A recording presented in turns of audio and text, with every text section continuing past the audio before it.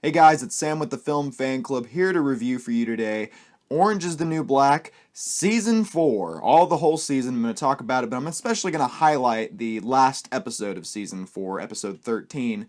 I think it's really called, I believe it's called Toast Can't Become Bread No More, or something like that. And spoiler alert for Orange is the New Black Season 4, spoiler alert, this last episode is all about Pusey's death. Let's recap episode 13 real quick. It's all about the aftermath of Pusey's death, okay? We're starting to get into her backstory. It's really sad, actually, because it really highlights her when she wanted to leave New York and how she had plans to go to Amsterdam and she had aspirations and she had all these dreams, and it just really the backstory of this episode highlights a wild night that she had in New York City, and just kind of is a day in the life of what it's like for her, and while at the same time in a very Orange is the New Black way, it kind of foreshadows the unfortunate demise that she's going to have. You even see Co Bailey in a scene in her flashback story, and it's like, wow, that's the guy that's going to kill you. Holy crap. Let's get into what's going on. The guards continue to just be awful. They are just terrible people. They are, instead of trying to figure out the best way to react to this very tragic situation, they are trying to get their story straight. They're all about trying to make sure that they don't suffer any actual punishment or consequences to their negligence. And even this episode 13 really starts out with Piscatella, who I emphasized how much I hated in my last review. He is nowhere to be found in this episode because of except for the first scene where it's basically like, get out of here, you're suspended without pay. And it's like, well, I would like to see more than that. I want to see something other than Piscatella get a slap on the wrist and then just kind of have to walk away. And it's like, oh, he's all mad. And but like, I get that he should be mad, but he should also be punished. He should really suffer consequences for the terrible things that he's done throughout this season. But we're not going to see any of that, at least not in this episode. Let's move on. Pennsatucky kissed her rapist. I skipped over one, but I'll get there in a second. There's a nice, I don't want to say nice scene, because I'm not very on board with this storyline that they're doing. They're having Pennsatucky. I agree with Boo. Really, Boo is like, man, you're a rapist. You didn't make a mistake. You're a rapist. You raped her. And then even in the scene, I guess I don't know if they're trying to make him like look better to us or whatnot, because he's like, man, it's taken everything I got not to, basically rape her again, is what he says to Pennsatucky. And I'm like, is that romantic? Is that supposed to be romantic? How am I supposed to be reacting to that? Am I supposed to go, oh, you little rapist, you're not raping anymore? I don't know how they're trying to make me feel to that. Are they trying to go for, like, I feel bad? I don't know. I don't like that storyline. I don't like the way it's been handled. I don't really care about seeing it continued, other than the fact that she just goes to her rapist, because that's all I want to do, because he's a rapist. I don't know. It's weird. Let's circle back over to Nikki and Morello. Morello has she's been saying that she is married now, and she's gonna get pregnant by her husband. And ever since Nikki's returned, he's kind of been pointing out how stupid, or she's been pointing out how stupid that Morello's being, by kind of, but also in a very selfish way, because Nikki just wants to have sex with Morello and have a girlfriend again. But I don't know. I would like to see Morello live happily ever after, because I think that she deserves it at this point, because we've seen her kind of suffer a lot throughout the show with her relationships and whatnot. But at the same time, I want her to, I don't know, I just don't want her to live in this fantasy world. I'd love for her to be able to move out of that and actually find some genuine happiness instead of this. I get that she's in prison, but she's created a fantasy world for herself. I don't know, it's very upsetting. The white supremacists, there's this confrontation because they're being very insensitive. Even the Hispanic gang has started to become very insensitive to the fact that someone died. They're not really taken into account. You see a couple of them, just Maritza and her friend, just saying, "Oh well, let's get our makeup together so that way we can look all sad and we'll look really good for whenever they interview us." And then on the other side, at least that's just being insensitive. But on the white supremacist side, they're like, "I got shivs. I'm ready to load up. Let's start a riot. Let's take down the other minorities, or not the other minorities, but the minorities." And so it's getting very violent, and it all leads to the ending, which we'll get to. Alex is feeling guilty. I don't know why, because again, the Orange is the New Black does this weird thing where the characters feel bad for doing, like in this case, Alex was inadvertently responsible for her hitman himself dying, because it was self-defense. Lori Petty came in and saved the day, and it was saving a life.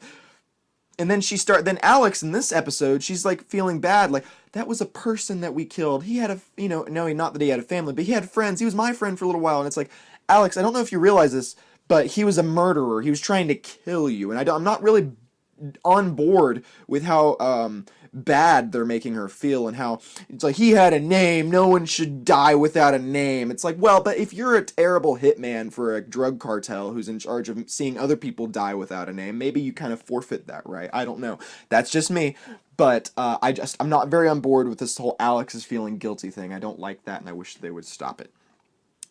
Suzanne, it's terrible. Every time something bad happens to Suzanne, I'm just like, man, this poor little special snowflake. Because, in a real way, not, people say special snowflake sarcastically, but like she doesn't mean to do harm, I think, a lot of the time. And, but now she feels guilty because she did, freak out and she kind of, it all was a terrible series of unfortunate events that led to Passay's death, but, Suzanne was involved in those, unfortunate events.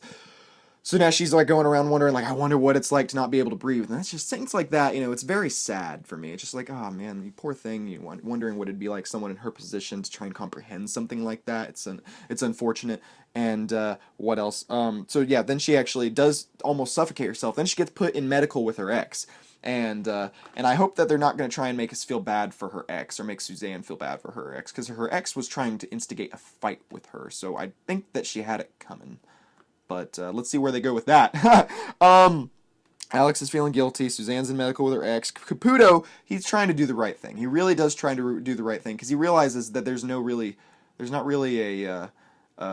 a victim, but there's not really a culprit, like one person. There's no one person that's the culprit. He kind of realizes that there's something wrong systematically with the guards, all of them. They're just terrible COs. They're terrible people in general. So except for Bailey, he was one of the good ones. So they've been kind of foreshadowing it throughout this season, like, hey Bailey, this place breaks you, and he's like, it's just a job. And then it kind of leads to something like this, and it's like, dang man, I really want to see not Bailey get his comeuppance, but I want to see Bailey find some happiness, Caputo do the right thing, and then all the bad COs get their comeuppance. But so Caputo does try to do the right thing. He tries to tell everybody this is just one of those freak things that happens, and it's unfortunate, but we're not going to fire the guy because he's not a murderer.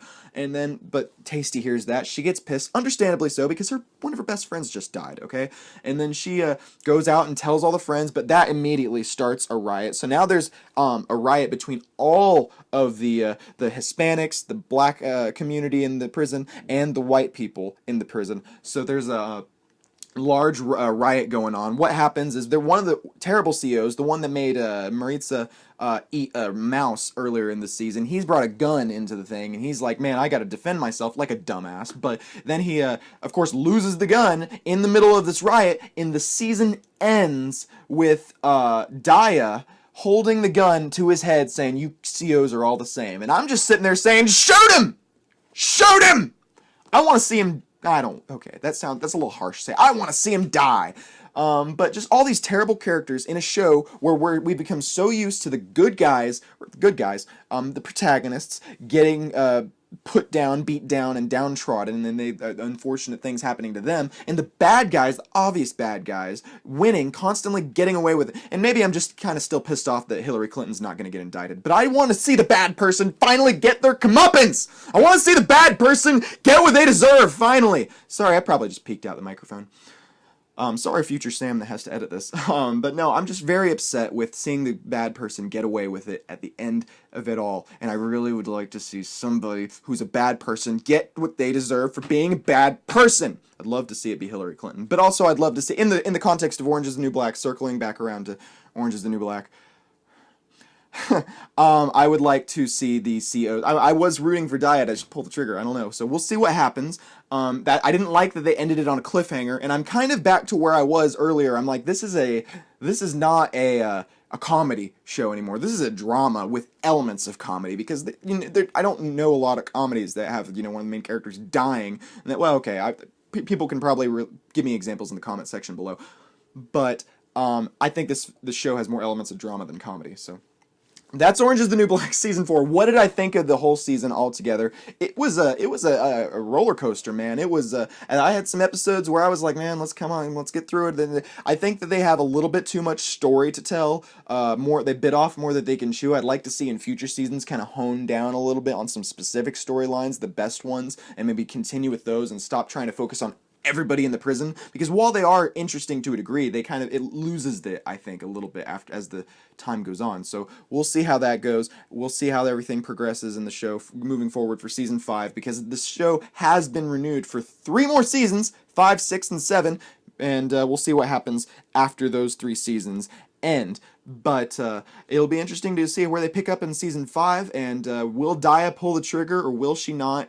Who knows? Will Pusey's death be avenged? Who knows? Will they all just try and learn a lesson about how killing to solve a murder isn't the best way to solve a murder? I don't know. We'll all figure that out whenever we see the show next June. So thanks a lot, guys, for watching my Orange is the New Black Season 4 series of reviews. If you missed any of them, I'll put a playlist in the description of this video, so that way you can check out my review for every... I did it 3 episodes at a time, 1 through 3, 4 through 6, 7 through 9, 10 through 12, and then this is my Season 4 final episode recap and review. So thanks a lot, guys, for the Film Fan Club. My name's Sam Carrico. Be sure to subscribe to this YouTube channel. Check out my podcast that we just uploaded a new episode today, and follow me on the various social media sites as well. My handle is @SamuelD Carrico. Once again, thanks a lot, guys. Hope you enjoyed your 4th of July, and I'll see you next time.